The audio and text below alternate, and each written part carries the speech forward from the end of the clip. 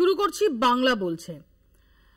Caste census বা জাতি গণনা নিয়ে কার্যত 180 ডিগ্রি অবস্থান পরিবর্তন করল বিজেপি এবং অশ্বিনী বৈষ্ণব তিনি জানিয়ে দিলেন যে রাজনীতি সংক্রান্ত যে ক্যাবিনেট কমিটি তারা স্থির করেছেন যে পরবর্তী জনগণনার অন্তর্ভুক্ত হবে জাতি গণনা। প্রশ্ন হচ্ছে যে বিহার নির্বাচনের মুখে নীতিশ কুমারকে তুষ্ট করতেই কি এই পদক্ষেপ? রাহুল গান্ধী যিনি বরাবর সোচ্চার ছিলেন এই জাতি গণনা নিয়ে, অশ্বিনী বৈষ্ণবের এই ঘোষণার পরই রাহুল গান্ধীর নামে পোস্টার পড়তে শুরু করেছে রাজধানী জুড়ে। অন্যদিকে লালু প্রসাদ যাদব, তেজস্বী যাদবরা তারাও পিছিয়ে নেই।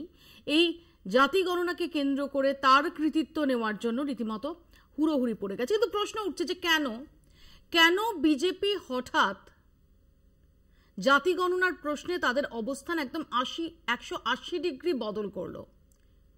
সেটা কি ভোটের কথায় মাথায় রেখেই? এই সব নিয়ে আমরা আলোচনা করব। আমাদের সঙ্গে যারা উপস্থিত রয়েছেন তাদের সঙ্গে পরিচয় করিয়ে দিই।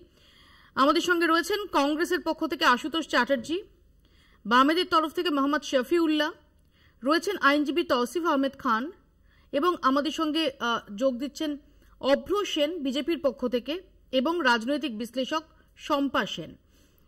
আমি শুরুতে চোখ রাখবো প্রতিবেদনে। ভারতের রাজনীতি এক বিরাট বাঁক নিল। এতদিন জাতভিত্তিক জনগণনার বিরোধিতা করা বিজেপি সরকার এখন নিজেরাই সেই কাজ করতে রাজি হয়েছে। প্রধানমন্ত্রী নরেন্দ্র মোদী, যিনি আগে এটাকে শহুরে নকশালদের চিন্তা বলতেন, এখন নিজেই সেই পথ ধরেছেন। বিজেপি আর তাদের গুরু সংগঠন আরএসএস সবসময় বলে এসেছে হিন্দু মানেই সবাই এক, জাতপাতের আলাদা করে কিছু নেই।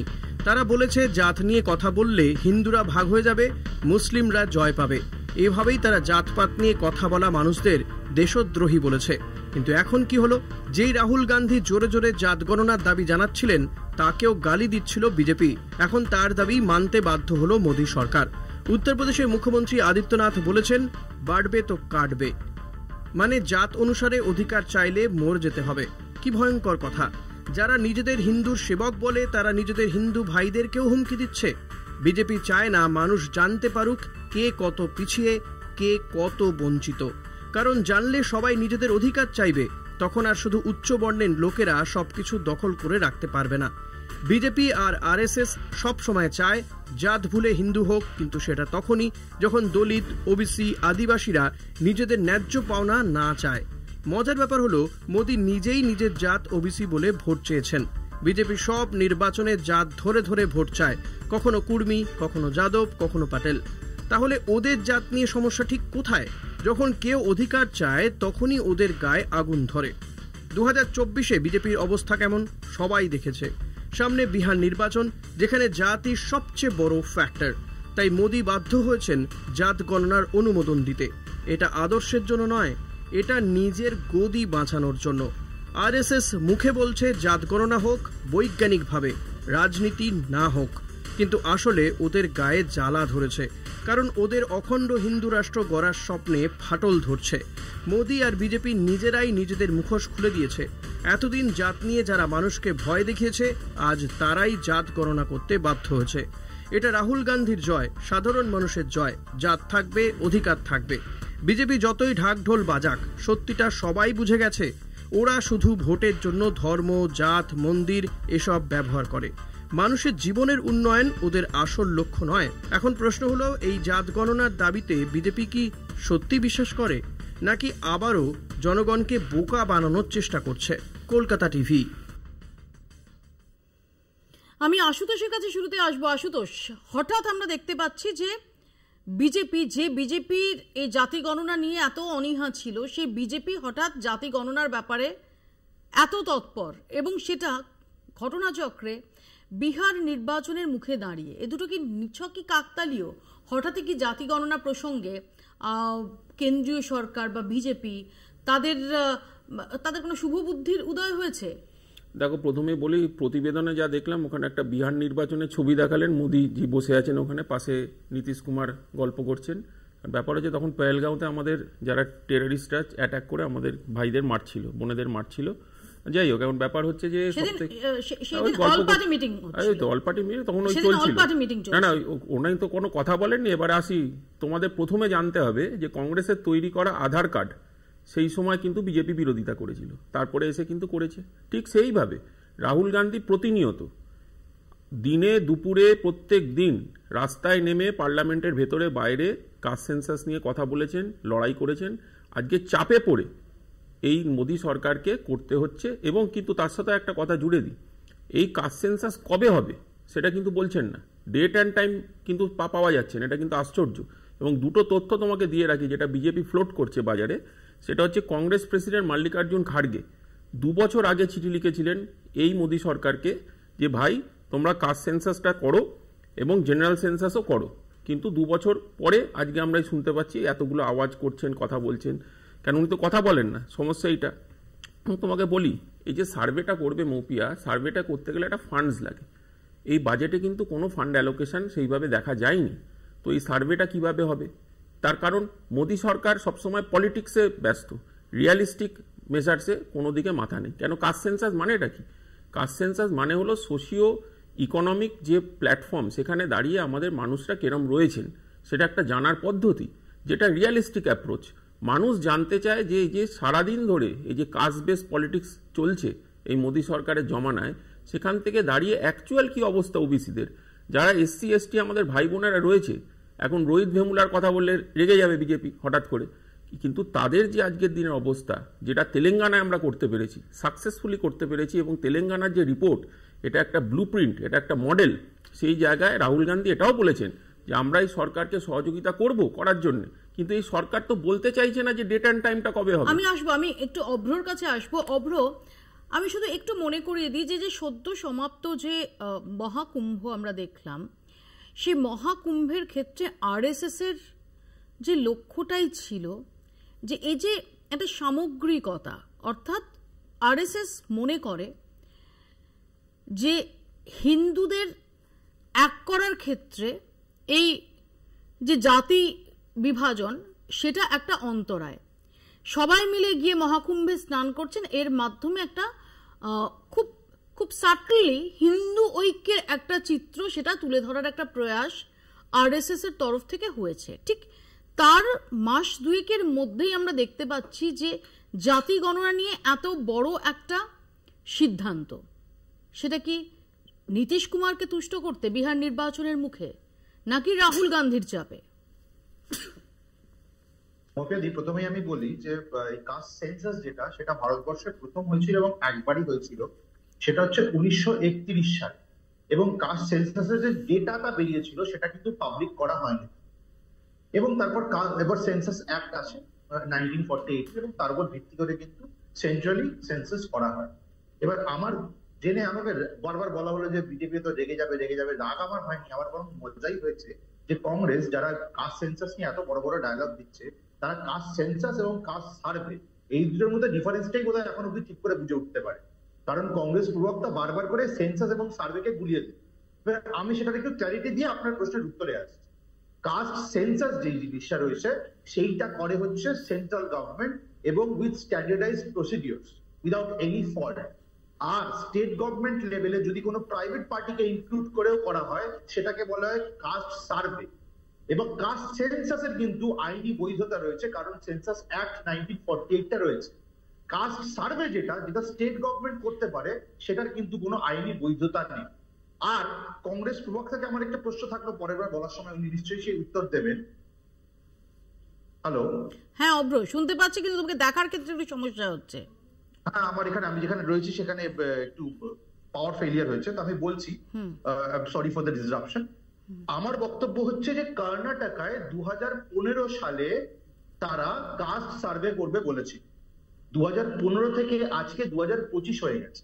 মজার ব্যাপারটা হচ্ছে এই বিগত 10 বছরে এই যে কাস্ট সার্ভেটা করেছিল, সেই সার্ভের ডেটা কিন্তু কংগ্রেস সরকার বের করতে পারেনি। অভ্র, আমি তোমার কাছে আসবো, যেহেতু তোমার ওখানে এই মুহূর্তে পাওয়ার কাট হয়ে গেছে, আমি তোমার কাছে আসবো এবং তোমার কাছ থেকে বিস্তারিত তোমার বক্তব্য শুনবো। কারণ কেন্দ্রের তরফ থেকে যে যুক্তিগুলো দেওয়া হচ্ছে, বলা হচ্ছে যে আসলে কংগ্রেস কখনো আন্তরিকই ছিল না এবং কংগ্রেস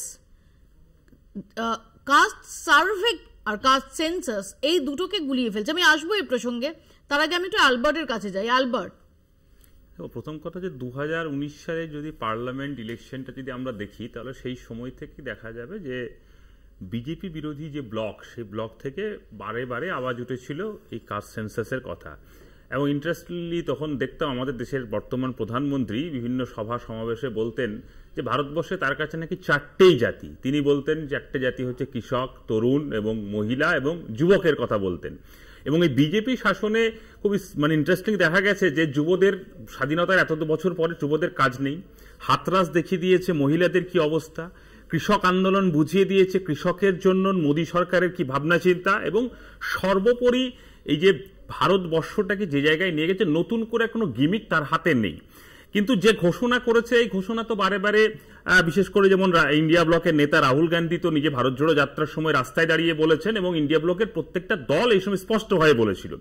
এবং আমরাও চাই এটা হোক, কিন্তু আসলে কি মোদির কি সদিচ্ছা আছে? কেন এই সদিচ্ছার প্রশ্নটা আসছে? প্রথমত হচ্ছে যে কথা আশুতোষ দা বলছিল, বাজেটের কথা যদি আসি, গতবারেও এই ফান্ডে অ্যালটমেন্ট ছিল প্রায় 1039 কোটি টাকা, এবারে সেটা 574 কোটি টাকা। তিনি করবেন বলে অর্ধেক করে দিলেন। আবার উল্টো দিকে বলা যায়, যখন পেহেলগাঁওয়ের হত্যার জন্য গোটা দেশের মানুষ যখন শোকে মুহ্যমান, এবং সেই সময় কিভাবে এই জঙ্গি আতঙ্কবাদীদের শাস্তি দেওয়া যায় তার জন্য সমস্ত বিরোধী দল তারা রাজনৈতিক মত পার্থক্য নির্বিশেষে সর্বদলীয় বৈঠকে উপস্থিত হয়েছে। প্রধানমন্ত্রীর কাছে সেটা কোনো গুরুত্বপূর্ণ না হয় তিনি নীতিশ কুমারের পাশে বসে ভোট কুড়োনোর যে মুচকি হাসি, সেই মুচকি হাসিতে ব্যস্ত। এবং এই জায়গাটাতে ভারতবর্ষের মানুষের সন্দেহ জাগছে যে আসলে যখন এখনো পর্যন্ত তার ডেট লাইন ঘোষণা করা হয়নি, এখনো পর্যন্ত তার বাজেট অ্যালটমেন্ট হয়নি, এই যে আসলে বিহারের নির্বাচনী বৈতরণী পার হওয়ার জন্য যে ভোট কুড়োনোর রাজনীতি করেন, সেই রাজনীতিটা আসলে প্রশ্ন জাগছে ভারতবর্ষের কাছে।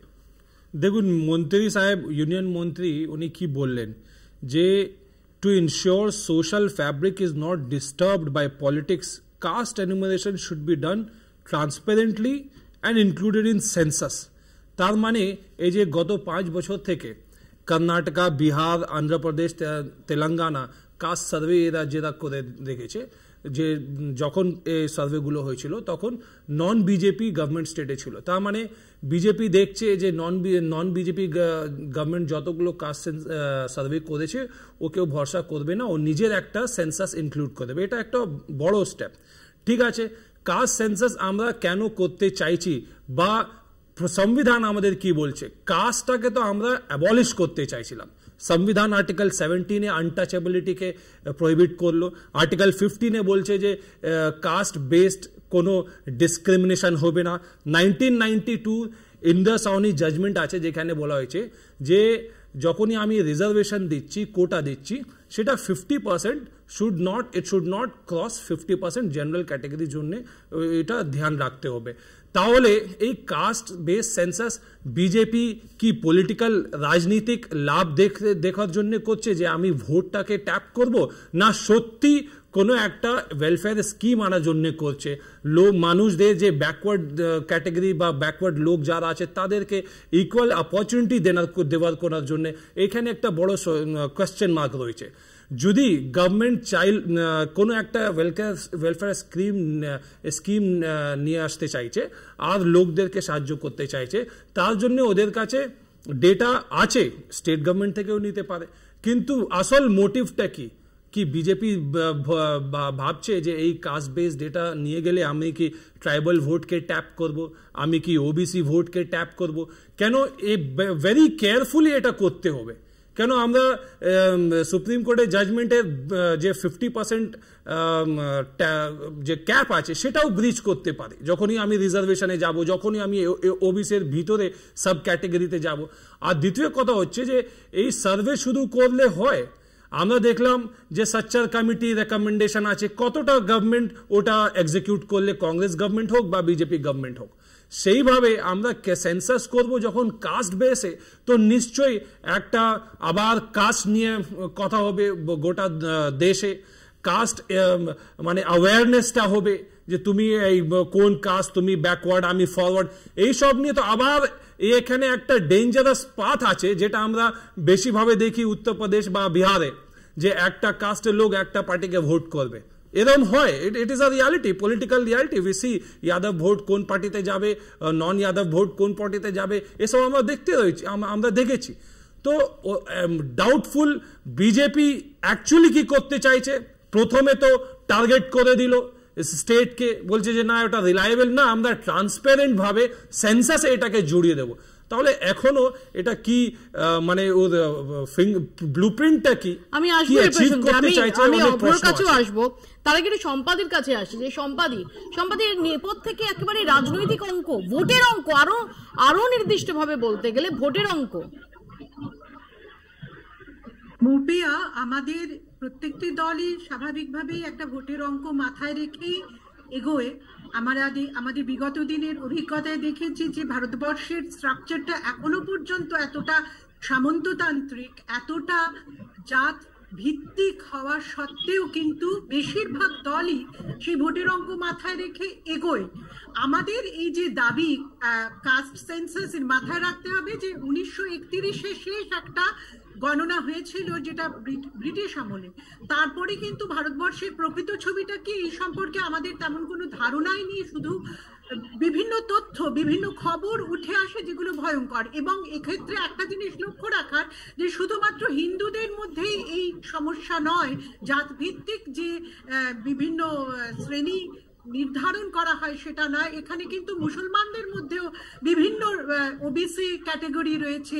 সুতরাং জাত গণনা এবং জনগণনার সময় যেটা বহু বছর ধরে ভারতবর্ষে ডিউ রয়েছে, হয়নি, যেটা অবিলম্বে হওয়া দরকার, তখন কিন্তু স্বাভাবিকভাবে একটা আমি বলবো এটা একটা গুড উইল সরকারের, এটা একটা সদিচ্ছা যেটা বিরোধীরাও চাইছিল। কিন্তু সেখানে বিজেপির মতন দলের ক্ষেত্রে দলিত ভোট, আদিবাসী ভোট, এইগুলোর কথা মাথায় রাখাটাও স্বাভাবিক। তার কারণ পশ্চিমবঙ্গের বিচারেও যদি আমরা দেখি, এখানে কিন্তু বহু নিম্ন বর্গের মানুষ রয়েছে এবং নিম্ন তফসিলি জাতি উপজাতিভুক্ত মানুষ রয়েছে, মতুয়া ভোট রয়েছে, যাদের অধিকারের প্রশ্নটা দীর্ঘদিন ধরে উঠছে। এবং আদিবাসীদের মধ্যেও বিজেপির একটা সমর্থন রয়েছেন। রাষ্ট্রপতি দ্রৌপদী মুর্মুকে ওই আসনে বসানোর পিছনেও বিজেপির যে নীতি সেটা এখানে কাজ করেছে। ফলত ভোটের দিকে তাকিয়েও তারা অগ্রসর হচ্ছেন। কিন্তু এই সদিচ্ছাকে আমি সাধুবাদ জানাবো, তার কারণ বিরোধী দলগুলো কিন্তু বহু বছর ধরে এই কাস্ট সেন্সাস, কাস্ট সার্ভের কথা বলে আসছিল, যে সম্পর্কে আমাদের এখনো পর্যন্ত কোনো পরিষ্কার ধারণাই নেই। কতগুলো রাজ্য মাত্র, বিহার, তেলেঙ্গানা ইত্যাদি রাজ্যের ক্ষেত্রে আমরা দেখেছি ছবিটা পরিষ্কার হয়েছে। এখনো পর্যন্ত যদি তা না হয়, তাহলে কিন্তু ভারতবর্ষে যে অপারেশন প্রত্যেক দিন যে বিভিন্ন ক্ষেত্রে লোহিত ভেমুলার মতন ঘটনা বা বিভিন্ন ঘটনা তারও আগে থেকে ঘটে যায় নিচু সম্প্রদায়ের মানুষ, দলিত মানুষদের জন্য, আদিবাসী অথবা তফসিলি সম্প্রদায়ভুক্ত মানুষদের জন্য, সেইখানটা এখনো পর্যন্ত যদি উন্মোচিত না হয়। আমি আসবো এখানে, আমি আশুতোষের কাছে আসি। আশুতোষ, এই কাস্ট সেন্সাসের দাবি তো দীর্ঘদিন ধরে বিরোধীদের ছিল। সেখানে দাঁড়িয়ে যদি আমরা ধরেও নিই যে রাজনীতির অঙ্ক মাথায় রেখে বিজেপি এটা করার ব্যাপারে হঠাৎ এত তৎপর হয়েছে, তাতেই বা সমস্যা, ওদের সম্পাদী বলছেন, তাতে বা সমস্যা কোথায়? না, প্রথমে দুটো উত্তর দিয়ে নি। 1931 সালে ব্রিটিশ জনতা পার্টি সরকার চলছিল ভারতবর্ষে, তাদেরকে গিয়ে জিজ্ঞেস করুন, তারা উত্তর দেবে কাস্ট সেন্সাস নিয়ে কি বক্তব্য আছে।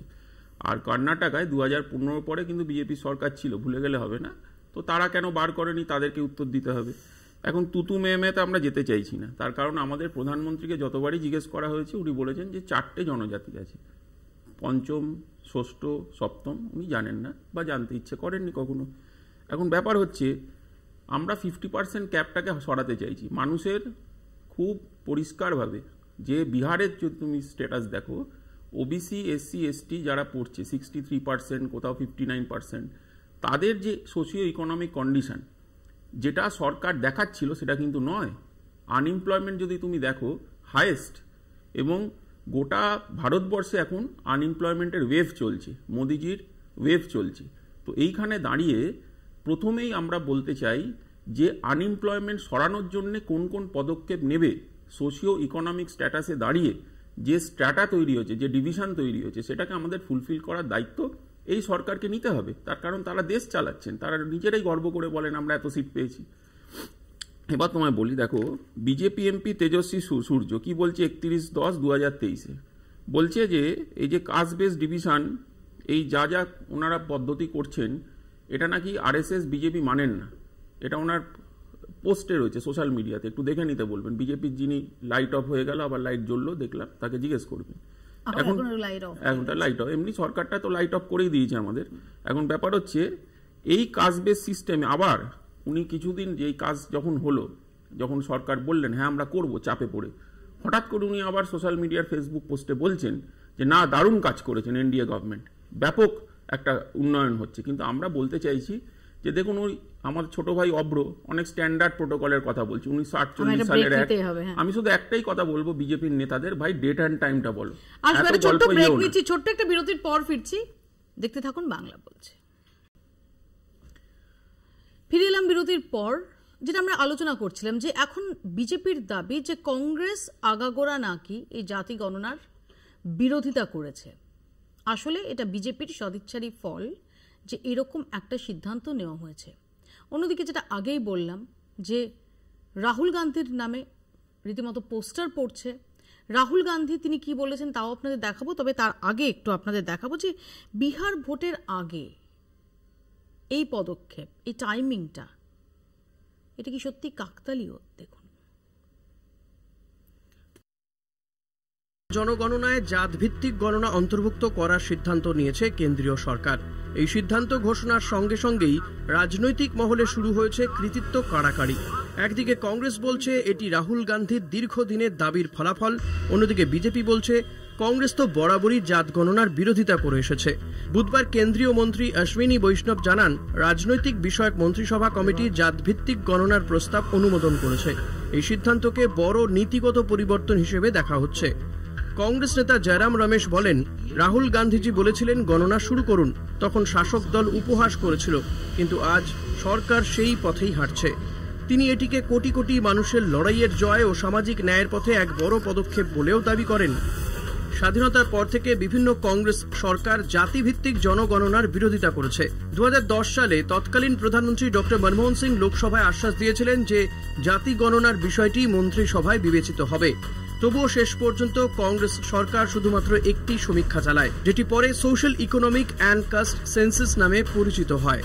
সংবিধানের 7ম তফসিল অনুযায়ী জনগণনা একটি কেন্দ্রীয় বিষয়, কিন্তু বিগত কয়েক বছরে কিছু রাজ্য সরকার নিজেদের উদ্যোগে জাতি গণনা ভিত্তিক সমীক্ষা চালিয়েছে, যার অনেক ক্ষেত্রেই স্বচ্ছতার অভাব ছিল এবং তা সমাজে বিভ্রান্তি সৃষ্টি করেছে।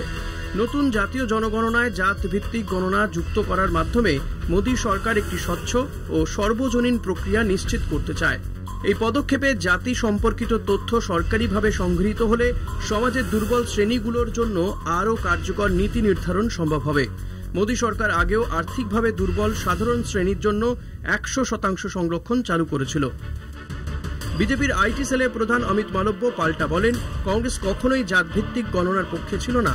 2010 সালে মনমোহন সিং সরকার জাত গণনার প্রস্তাব পাওয়া সত্ত্বেও কেবল একটি সার্ভে চালায়, পূর্ণাঙ্গ জনগণনা নয়। তিনি কংগ্রেসের রাজনৈতিক সুবিধার জন্য ইস্যুর ব্যবহারের অভিযোগও তোলেন। কেন্দ্রীয় মন্ত্রী কিরেন রিজিজু বলেন, কংগ্রেস আজ কৃতিত্ব দাবি করলেও অতীতে তারা জাত গণনা ও সংরক্ষণের বিরোধিতা করেছে। কাজের জায়গায় তারা পিছিয়ে। অন্ধ্রপ্রদেশের মুখ্যমন্ত্রী রেবন্ত রেড্ডি বলেন, তেলেঙ্গানার পদক্ষেপ দেশের অনুপ্রেরণা হয়েছে। জাত গণনার সিদ্ধান্তের জন্য আমরা প্রধানমন্ত্রী ও মন্ত্রিসভাকে অভিনন্দন জানাই। ভারতের মতো দেশে যেখানে জাত জীবনের বহু ক্ষেত্রে প্রভাব ফেলে, সেখানে জাতভিত্তিক তথ্য সামাজিক ন্যায় প্রতিষ্ঠা ও নীতি নির্ধারণে সাহায্য করতে পারে। কাদের উন্নয়ন দরকার, কারা পিছিয়ে, এসব বোঝার জন্য সুনির্দিষ্ট তথ্য প্রয়োজন। ব্রিটিশ আমলে 1881 থেকে 1931 পর্যন্ত জাতভিত্তিক গণনা হতো। স্বাধীনতার পরে 1951 থেকে শুধু তফসিলি জাতি ও জনজাতির তথ্য নেওয়া হয়েছে।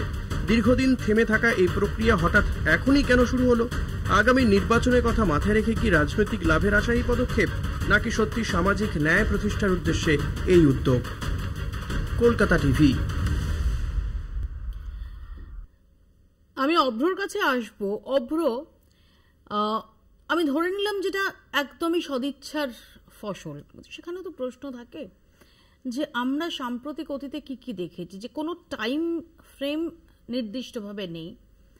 হয়তো মহিলা সংরক্ষণ বিল কবে ইমপ্লিমেন্টেড হবে কেউ জানে না। সেটা নির্ভর করছে ডিলিমিটেশনের ওপর। সে গোটাটা হচ্ছে অনেক অনিশ্চয়তার মধ্যে রয়েছে। এখানেও কোনো নির্দিষ্ট টাইম ফ্রেম কিন্তু বেঁধে দেওয়া হলো না, যে জন্যই রাজনৈতিক মহলের সন্দেহটা আরো গাঢ় হচ্ছে যে কোথাও বিহার নির্বাচনের আগে এই গাজরটা সামনে ঝোলানো হলো। দেখুন, গাজর, পটল, আলু, আমি এসব নিয়ে বেশি বলবো না। আমি খালি বলবো তৃণমূলের উন্নয়নের ঠেলায় আগেরবার বলার সময় কারেন্ট চলে গেছিল। তো আমি বলছি এরকম উন্নয়ন যারা করে যেখানে মাঝে মাঝে কারেন্ট চলে যায়, তো সেখানে দাঁড়িয়ে কংগ্রেস তো একটা আঞ্চলিক দল নয়, কংগ্রেস একটা মহান বিশাল বড় দল, সর্বভারতীয় দল, আন্তর্জাতিক দল। মার্স, প্লুটো, নেপচুন এখানেও বোধহয় ওদের শাখা রয়েছে। তো কংগ্রেস তো এত বছর ক্ষমতায় ছিল কেন্দ্রে। তো 1931 সালে লাস্ট বার এরকম কাস্ট সেন্সাস হয়েছিল।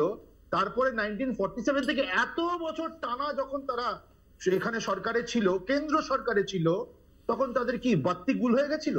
তাদের কি মাথায় কারেন্ট চলে গেছিল?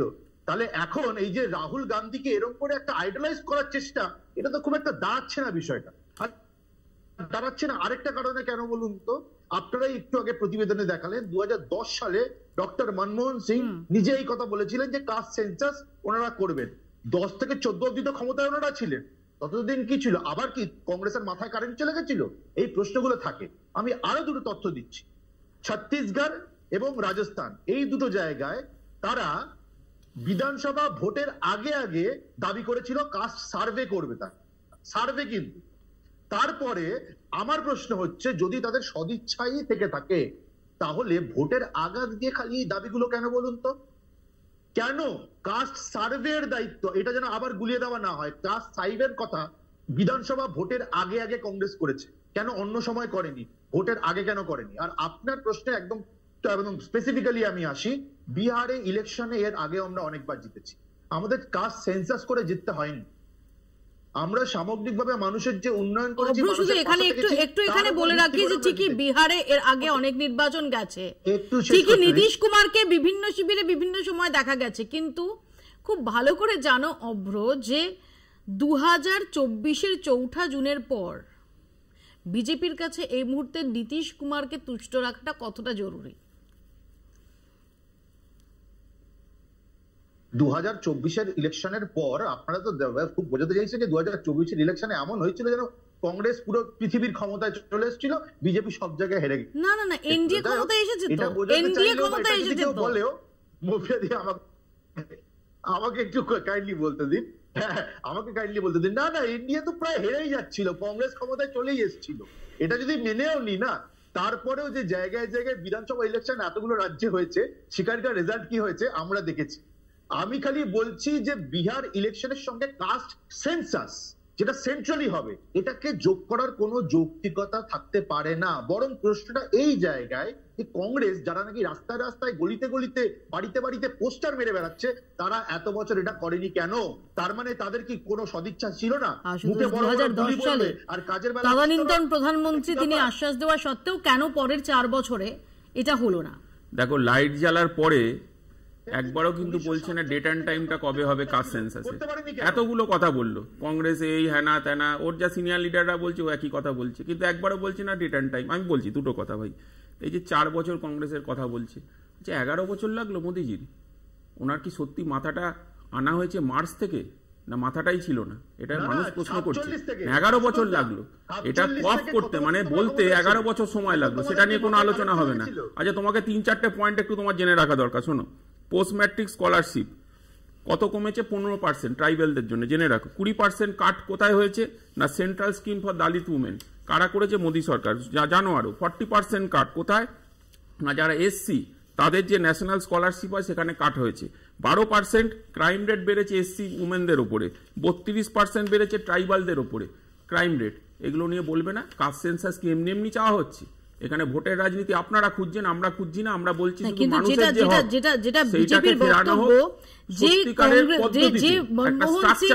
মনমোহন সিং লোকসভায় আশ্বাস দেওয়ার পরেও কংগ্রেস সরকার শুধুমাত্র একটি সমীক্ষা চালিয়েছিল, যেটা পরে social economic and caste census SECC নামে পরিচিত হয়। ঠিক। এবং আমি শুধু বলতে চাই যে মনমোহন সিংজি চালিয়েছিলেন এটা, এবং খুব সদিচ্ছা নিয়ে চালিয়েছিলেন। কেন কংগ্রেসের সময় যা যা প্ল্যান প্রোগ্রাম হয়েছিল মানুষের জন্য খাদ্য সুরক্ষা থেকে প্রত্যেকটা আইন করে করা হয়েছিল, এখানে কোনো গিমিক ছিল না, একদম আইন করে করা। আমি বারবার বলি যে কংগ্রেসের সময় আইন করে করা। এই যে সরকার চলছে এটা শুধু গাজর, এটা তুমি নিজেই বললে গাজর গাজর গাজর পদ্ধতি বিভিন্ন জায়গায় চলছে। আমরা গাজরে বিশ্বাস করি না, আমরা আইনে বিশ্বাস করি। আর একটা জিনিস সব থেকে জেনে রাখা দরকার যে গোটা ভারতবর্ষে আমরা বারবার করে বলছি মানুষের যে অধিকার সেটা কোনো গাজরের ভিত্তিতে কেউ পেতে চায় না, মানুষের অধিকার আইনের ভিত্তিতে পেতে চায় এবং একটা বিচার ব্যবস্থা সত্যতার উপরে দাঁড়িয়ে। অভ্রর গাজরে আপত্তি আছে, অভ্র সে গাজরের হালুয়াতে আপত্তি নেই কারুর।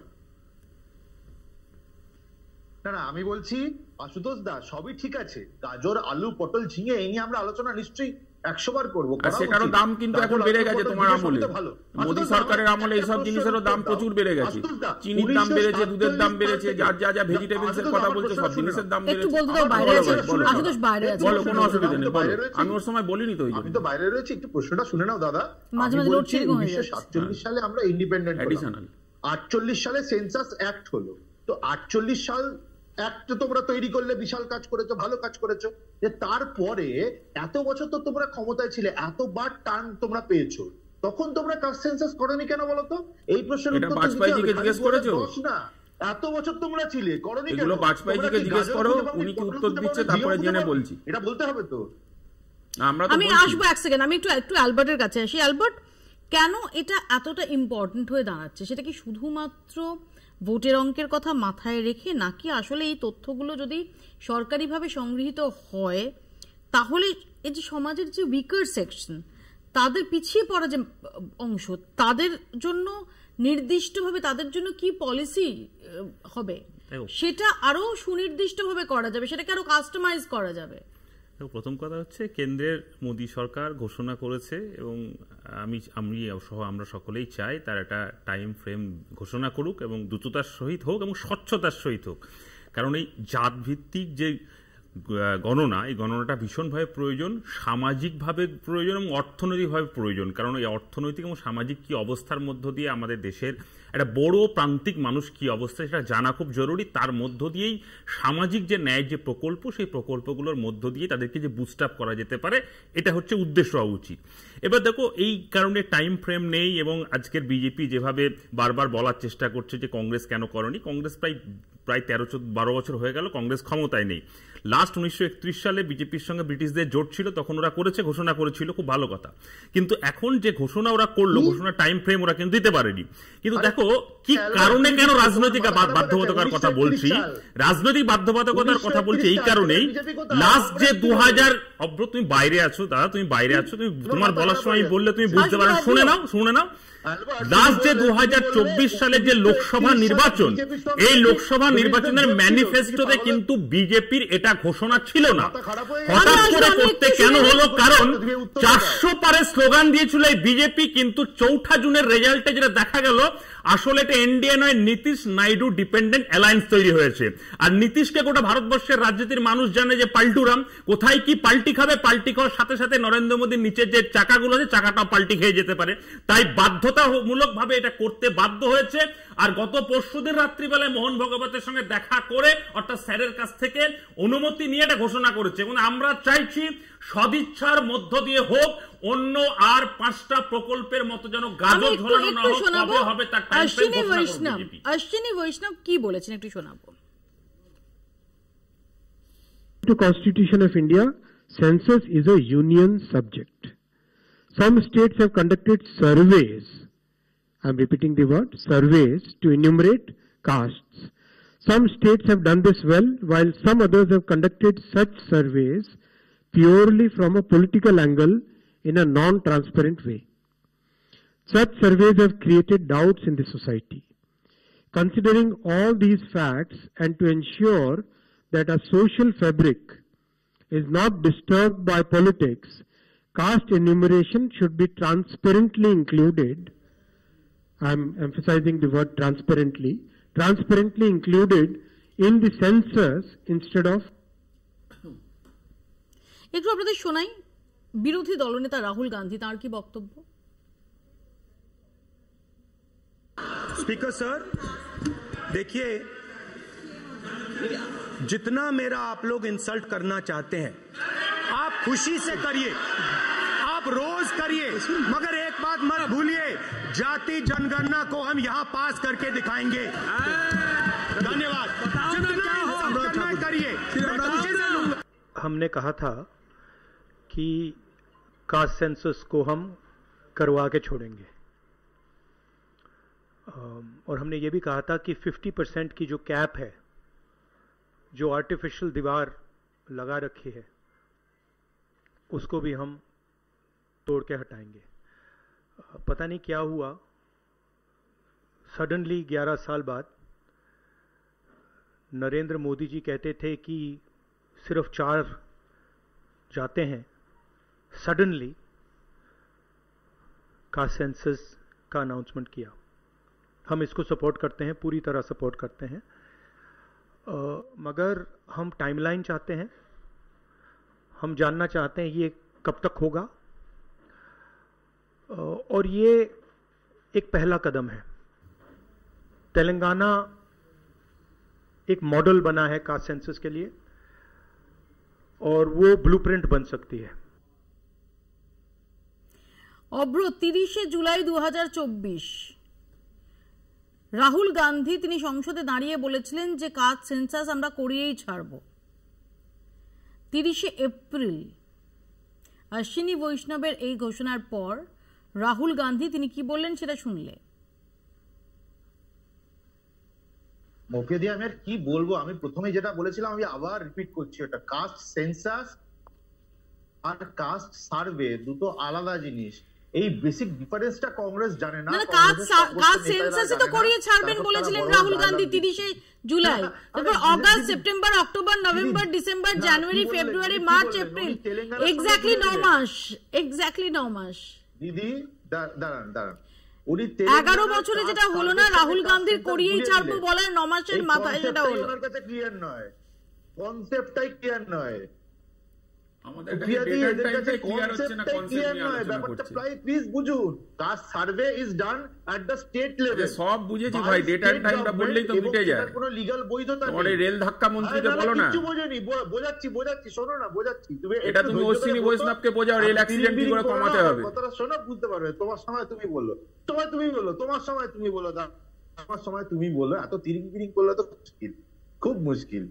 আমি বলছি যে দেখুন, নন ট্রান্সপারেন্ট ভাবে, পলিটিক্যাল কারণে, পলিটিক্যালি মোটিভেটেড হয়ে, যেটা বোনাফাইড ডেটা নয়, এই ধরনের ডেটা দিয়ে যদি কাস্ট সার্ভে করা হয়, সার্ভে আমি আবার বলছি কারণ এদের তো মাথায় সেটা ঢুকছে না, হাতুড়ি পিটিয়ে ঢোকাতে হচ্ছে, সেই কাস্ট সার্ভে কিন্তু সমাজে বিভাজন আনে, এই কাস্ট সার্ভে কিন্তু সমাজের মধ্যে একটা ভুল বার্তা দেয় এবং মানুষে বিভেদ তৈরি করে, মানুষের মধ্যে একটা সমস্যা তৈরি করে। আমি আসবো, আমি একটু তৌসিফের কাছে আসি। যেটা কেন্দ্রের তরফে করা হবে সেটাতে কিন্তু এই জায়গাগুলো আর পুরো থাকবে না, একদম সঠিকভাবে সবকিছু করা হবে। মোপিয়াদি দেখুন, হিন্দিতে একটা কথা বলা যায়, চোর কি দাড়ি মে টিনকা, এন্ড এক্স্যাক্টলি দ্যাট এই মন্ত্রী সাহেব বৈষ্ণব জি বলছিলেন যে যত non BJP state caste survey করেছে তারা ট্রান্সপারেন্ট নেই, তারা পলিটিক্যাল মোটিভের জন্য করেছে, কিন্তু ওনার নিজের অ্যাকশনটা দেখুন, একটা অ্যানাউন্সমেন্ট করেছে, কবে হবে কিছু ক্ল্যারিটি নেই, নিজেই অ্যাকশনটা দেখুন অন রেকর্ড। জুলাই 20, 2021 পার্লামেন্টে দাঁড়িয়ে বলেছিল union minister of state home affairs Nityananda Rai, পার্লামেন্টে দাঁড়িয়ে বলেছিল যে the government of India has decided as a matter of policy not to enumerate caste wise population other than SC and ST in census. সেন্সাসের মধ্যে শুধু SC ST ছাড়া আমরা কোনো caste base এটা করব না, পপুলেশন জেনারেট ডেটা করব না। এখন ওরা এটা ইউটার্ন নিচ্ছে, কি মানুষ বুঝতে পারবে না যে হ্যাঁ ইউটার্ন নেওয়া হচ্ছে? এখন ইউটার্ন কেন নেওয়া হচ্ছে আর কি বলে নেওয়া হচ্ছে? যে ভোটিং এর জন্য কংগ্রেস করেছিল, আমি ভোটিং এর জন্য করছি না, এই বিজেপি মানুষকে বলতে চাইছে, বলছে যে ওরা ট্রান্সপারেন্ট ছিল না, আমি ট্রান্সপারেন্ট থাকবো। আর ট্রান্সপারেন্সির যে দরকার আছে, যে আপনি ডেটটা বলুন, আপনি পলিসিটা বলুন, যে আপনি এই ডেটা নিয়ে কি ওয়েলফেয়ার স্কিম আনতে চাইছেন, কতটা কাকে বেনিফিট দিতে চাইছেন, কিচ্ছু বলছে না। বলছে যে আমরা একটা শুধু একটা ডিক্লারেশন দিয়ে দিয়েছে। তো আমার এখানে সম্পাদের কাছে প্রশ্ন, সম্পাদি আপনি এটাকে ওয়েলকাম করলেন, কিন্তু যতক্ষণ অবধি না নির্দিষ্ট টাইম ফ্রেম সেই সম্পর্কে কিছু জানা যাচ্ছে, যতক্ষণ পর্যন্ত না তার ফর্মুলা সম্পর্কে কিছু জানা যাচ্ছে, কারণ এখনো পর্যন্ত যে রাজ্যগুলো করেছে সার্ভে সেটা ত্রুটিপূর্ণ এবং অস্বচ্ছ এমনটা দাবি কেন্দ্রের। কিন্তু তাহলে ফর্মুলাটা কি হবে? আমরা দেখলাম রাহুল গান্ধী তিনি বলছেন যে তেলেঙ্গানায় যে মডেলে হয়েছে সেটা একটা ব্লুপ্রিন্ট হতে পারে। না, আমি এটা বলছি মৌপিয়া, এটা বিজেপিকে সমর্থন করার কোনো দিক থেকে আমি কথাটা বলিনি। কথাটা এটাই যে এটা বিরোধী দলও চেয়েছে এবং ভারতবর্ষের প্রত্যেক আর্থসামাজিক অবস্থা জানার জন্য বহুদিন থেকে এটা একটা কাঙ্ক্ষিত পদক্ষেপ, সেই জন্য সেই পদক্ষেপটাকে ওয়েলকাম করা দরকার। কিন্তু কিভাবে সেটা হবে যদি সেক্ষেত্রে মাত্র বাজেটে 574 কোটি টাকা ঘোষণা হয়, তাহলে সেটা করার ক্ষেত্রে কিন্তু একটা কেন্দ্রীয় সরকারের যথেষ্ট বিবেচনা করে এগোনো দরকার। কিন্তু প্রত্যেকটি দলই এটাকে ওয়েলকাম করেছে। আমি একটা ঘটনার কথা খুব সংক্ষেপে উল্লেখ করব যে তোমরা নিশ্চয়ই জানো যে ব্রেস্ট ট্যাক্স বলে কেরালায় একটা সাংঘাতিক জিনিস চালু ছিল, স্বাধীনতার মাত্র পরে পর্যন্ত প্রায় সেটা চালু ছিল। নিচু বর্ণের রমণীদের শুধুমাত্র উচ্চ বর্ণের মানুষকে একটা ব্রেস্ট ট্যাক্স দিতে হতো, স্তনের জন্য কর দিতে হতো। সেটা ত্রাভাঙ্করে ছিল চালু, কিন্তু সমস্ত সাউথ ইন্ডিয়া জুড়ে এই যে জাত দলিতদের বিরুদ্ধে নিচু বর্ণের মানুষের পক্ষে যে আন্দোলন হয় এবং সেক্ষেত্রে বামপন্থী দলগুলো এগিয়ে আসে, সেখানে কেরালার রাজনৈতিক পার্টি বামপন্থী দলের অত্যন্ত গুরুত্বপূর্ণ ভূমিকা ছিল, বা তেলেঙ্গানাতে ছিল বা তামিলনাড়ুতে ছিল। একটা গুরুত্বপূর্ণ ডেমোগ্রাফিক পরিবর্তন কিন্তু হয় সেখানে, পেরিয়ার মুভমেন্টের ক্ষেত্রে হয়, যেটা ভারতবর্ষের অন্যান্য জায়গায় হয়নি। সুতরাং আজকে কতখানি অত্যাচারিত অন্যান্য বর্ণের মানুষ, তফসিলি, এসসি, এসটি, উপজাতি, দলিত, এই আদিবাসী সম্প্রদায়ভুক্ত মানুষ, তার একটা পরিষ্কার চেহারা কিন্তু আমাদের কাছে এখনো পর্যন্ত নেই এবং রাজনৈতিক দলগুলোর কাছেও এখনো পর্যন্ত নেই। সুতরাং প্রত্যেকে এটাকে রাজনীতির ঊর্ধ্বে উঠে যদি আমরা ওয়েলকাম করি এবং সত্যি সত্যি যদি কেন্দ্রীয় সরকার এটা করবার জন্য একটা সদিচ্ছা দেখায়, সেখানে বাজেটে যদি অ্যালোকেশন বেশি হয়, সেখানে যদি সত্যিকারের অন্য বিহারের ভোট বা পশ্চিমবঙ্গের ভোট, এই উদ্দেশ্যগুলো না থেকে সারা ভারতবর্ষ জুড়ে একটা ডেমোগ্রাফি পরিবর্তনের লক্ষ্যে তারা এগোয়, তাহলে তাকে ওয়েলকাম করছে। তাহলে রাহুল গান্ধীও বলেছেন এবং অন্যান্য দলগুলো, বিরোধী দলগুলো ওয়েলকাম করছেন। কিন্তু কিভাবে তা হবে সেটা পরিষ্কার করতে হবে এবং এই হওয়াটা যেন না কিছুতেই পাহেলগাঁওয়ের ঘটনা থেকে দৃষ্টি ঘুরিয়ে দেওয়ার জন্য না হয়। আজকে ভারতবর্ষের স্বার্থে প্রত্যেকটি দল মত নির্বিশেষে সবাইকে এক জায়গায় এসে দাঁড়াতে হবে। দেশের কিন্তু আজকে প্রচন্ড সংকট, এই সংকট যেন আর না জাতিতে জাতিতে, বর্ণে বর্ণে, অনেকগুলো সংশয় ওয়েলকাম করলেও সম্পাদি বেশ কিছু সংশয়ের জায়গা থাকছে, যার মধ্যে একটা এটাও থাকছে যে এই টাইমিংটা সেটা কোথাও পহেলগাঁওয়ের ঘটনা থেকে দৃষ্টি সরানোর, ফোকাস সরানোর কোনো একটা অভিপ্রায় তার মধ্যে রয়েছে কিনা। প্রথমত তো আমি বলি মৌপিয়াদি, আজকের আলোচনার বিষয় কি হবে সেটা তো বিজেপি ঠিক করেনি, সেটা আপনারা ঠিক করেছেন। আপনারা ঠিক করেছেন। অশ্বিনী বৈষ্ণব তো কাল বলেছেন, না নিয়ে আলোচনা করে অশ্বিনী বৈষ্ণব তো কাল বলেছেন, আমি আমাকে বলতে দিন, আমাকে জিজ্ঞেস করুন। ওটা তো আমরা ঠিক করিনি, মৌপিয়াদি অ্যাটলিস্ট আমি বলিনি, অশ্বিনী বৈষ্ণবকে বা আমার হাউস থেকে বলেনি, এটুকু বলতে পারি। আলোচনা না করে আপনারা আজকে এই বিষয়টা নিয়ে আলোচনা করবেন। আপনারা আবার পহেলগাঁও নিয়ে আগামীকাল আলোচনা করুন, আমরা আলোচনা করতে রাজি, আমাদের কোনো অসুবিধা নেই। যা অ্যাকশন নেওয়ার সেটা আমরাই নিচ্ছি, অন্য কেউ কোনো অ্যাকশন নেওয়ার দম আজ অব্দি দেখায়নি এই ধরনের টেররিস্টদের বিরুদ্ধে, আমরাই অ্যাকশন নিচ্ছি। আমি বলছি দুটোকে ইন্টারলিঙ্ক করে দেখার কোনো মানে হয় না।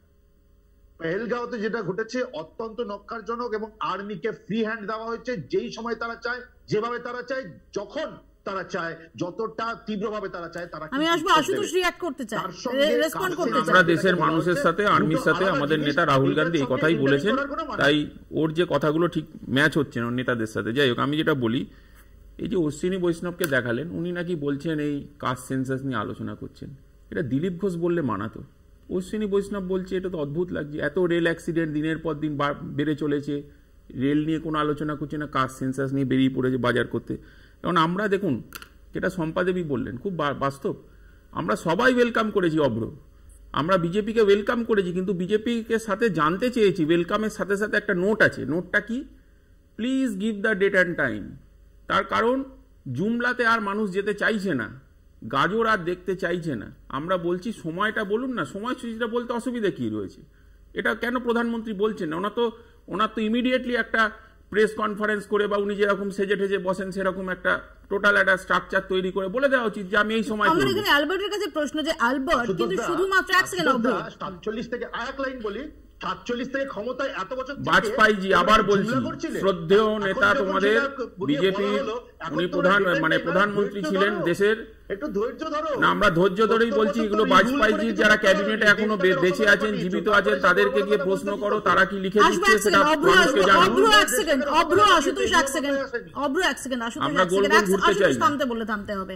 আমি অ্যালবার্টের কাছে আসবো। অ্যালবার্ট এই যে যতক্ষণ পর্যন্ত না, একটা হচ্ছে টাইমটা, দ্বিতীয়ত হচ্ছে কোন পদ্ধতি, সেটা তো খুব ইম্পর্টেন্ট। ডেফিনেটলি আগে টাইম ফ্রেম ঘোষণা করবে, তারপরে পদ্ধতি সবটাই ঘোষণা করবে। সর্বোপরি সদিচ্ছা থাকলে বাজেটে অ্যালটমেন্ট হবে।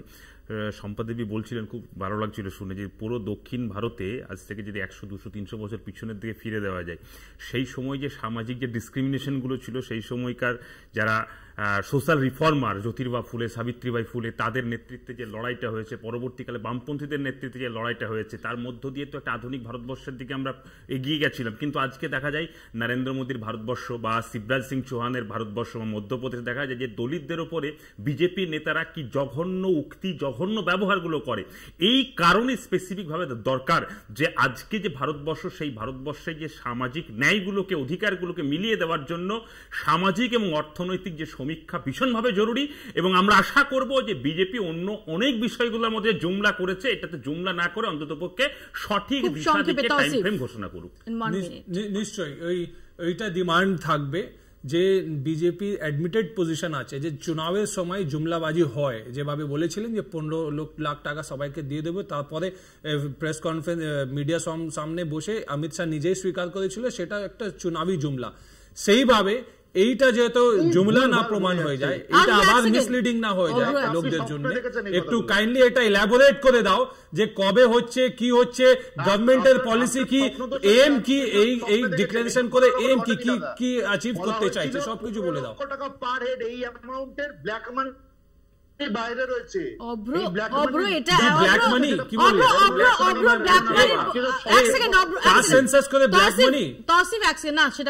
সেটা বলেনি। আমার প্রশ্ন হচ্ছে সিম্পল, যে ফাইনালি এটা নির্বাচনের মুখে জুমলা থেকে যাবে নাকি জাতি গণনার বাস্তব রূপ, বাস্তবায়ন আমরা দেখতে পাবো, এবং বাস্তবায়ন মানে একদম অ্যাকিউরেট একটা বাস্তবায়ন আমরা দেখতে পাবো। মৌপিয়াদি পরিষ্কার ভাবে বলছি, কংগ্রেস পারেনি, কংগ্রেস জুমলাবাজি, রেল অ্যাক্সিডেন্টটা সামলাও বাবা, মানুষকে বোকা বানিয়েছে। কংগ্রেস এত বছর ক্ষমতায়, আচ্ছা কংগ্রেস 30 বার করে বলবে, করেনি, কখনো করেনি, করতে পারেনি। আমরা যেটা বলি সেটা করি। আমাদের সময় একদম এখানেই শেষ করতে হবে, এখানেই শেষ করতে হবে। বিহার নির্বাচনের মুখে টাইমিংটা ডেফিনেটলি সবাইকে ভাবাচ্ছে, এবং না আঁচালে বিশ্বাস নেই এই সংশয়টা তারা করে ফিরছে, সত্যি কি শুধু জুমলা নাকি সদিচ্ছা? এর উত্তরটার জন্য কিন্তু আমরা তাকিয়ে থাকবো কেন্দ্রের দিকে। সুনির্দিষ্টভাবে কি ফর্মুলায় এই জাতি গণনা হবে, কোন সময়ে হবে, এগুলো যতক্ষণ অবধি না স্পষ্ট করা হচ্ছে ততক্ষণ অবধি কিন্তু জুমলা নাকি সদিচ্ছা এ নিয়ে সংশয়টা থেকেই যায়। আপাতত বাংলা বলছে এখানেই শেষ করছি। দেখতে থাকুন কলকাতা টিভি।